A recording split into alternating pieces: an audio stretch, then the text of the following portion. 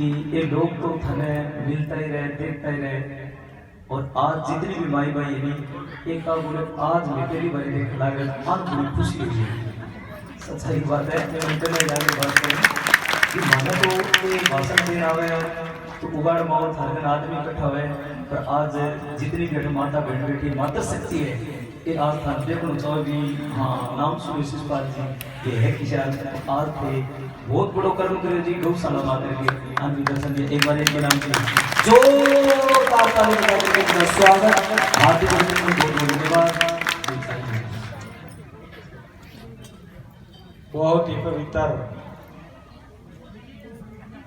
गीता का सार अभी हम पंडित जियों की वाणी से सुन रहे थे। तो सबसे पहले तो मैं गांव छतरिया की गौशाला को, गांव छतरिया के गांव को, मेरे बुजुर्गों को, नौजवान साथियों को, मेरी माताएं बहनें को, सबको बधाई देता हूं कि आप लोग बार बार पिछले 2 साल पहले भी चाहे कैसी भी स्थिति रही हो देश के अंदर, पर आप लोगों ने ये गौशाला के अंदर कृष्ण जी का, गीता का सार आप लेते हो। तो मैं सबसे पहले तो आप लोगों का धन्यवाद करता हूं कि आपने इसमें मुझे भी बुलाया और मैं भी आपका परिवार का सदस्य हूं। सबका परिवार होता है, मेरा परिवार थोड़ा सा, आप मेरे परिवार के सदस्य हो, मेरा परिवार थोड़ा सा बड़ा है। तो थोड़ा बड़े परिवार में बार बार हर रोज तो चक्कर नहीं लगता, पर कोशिश करते हैं कि आपके बीच में आए। और आज जिस प्रोग्राम में मुझे बुलाया है और मुझे आने का मौका मिला है, इससे अच्छा कुछ भी नहीं हो सकता। कम से कम भारतीय संस्कृति में जहां गौ को माता का स्थान है और गौ से बड़ी पूजा नहीं मानी जाती, जिसका मूत्र है, जिसका गोबर है, जिसका दूध है, सब औषधि है।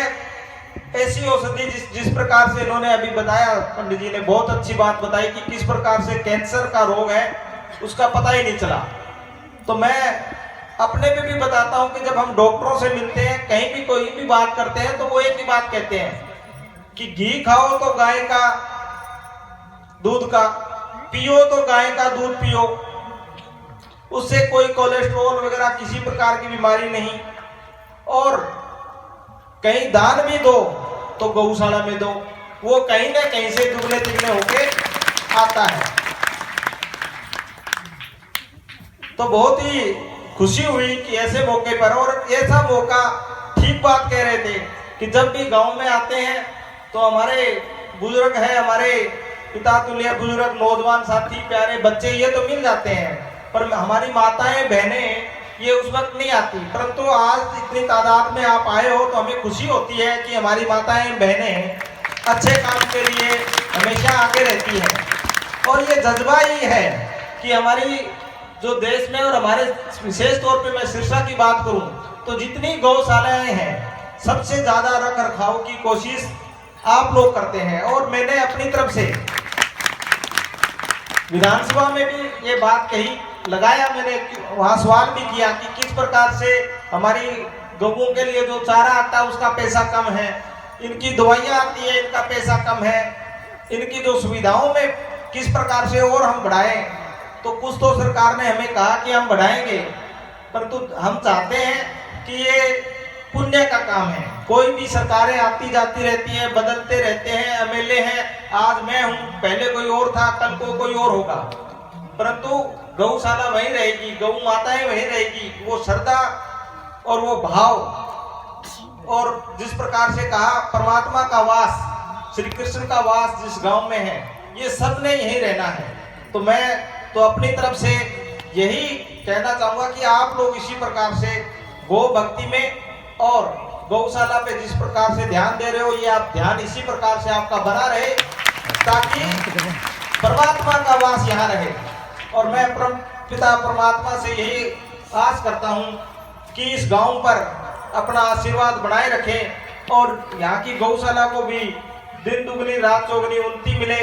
और मैं पिछली बार आया तो अभी बात कर रहे थे हम लोग कि ये जो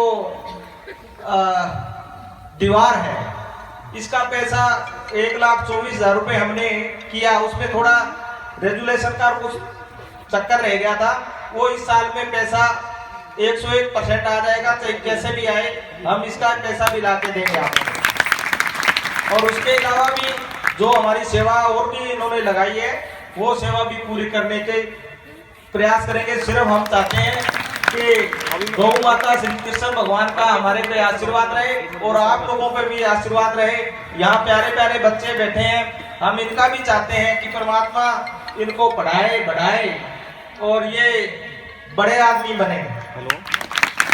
हमारी छोटी छोटी बच्चियां बैठी हैं, ये भी पढ़े लिखे, इनको परमात्मा सद्बुद्धि दे और हमेशा शिक्षा में ये उनकी तरक्की पढ़ लिख कर अपने गांव का नाम रोशन करे और आप लोगों का सबका आशीर्वाद इस पर बना रहे। मैं सबका एक बार फिर बहुत बहुत धन्यवाद करता हूँ। बहुत बहुत धन्यवाद। बहुत बहुत धन्यवाद और बड़ी अच्छी बात बताई। हमारी गौ सेवा के लिए कहने लगे भी मेरे को जब भी याद करोगे मैं गौ सेवा के लिए तैयार हूँ। तो एक बार इनको पूरी कमेटी सम्मानित कर रही है, एक बार जोरदार ताली बजा के स्वागत, हार्दिक अभिनंदन, बहुत बहुत धन्यवाद, साधुवाद। और सदनों हमें भी ऐसे नेताओं की जरूरत है। तो मैं चाहता हूँ शिषपाल जी ने जो बात कही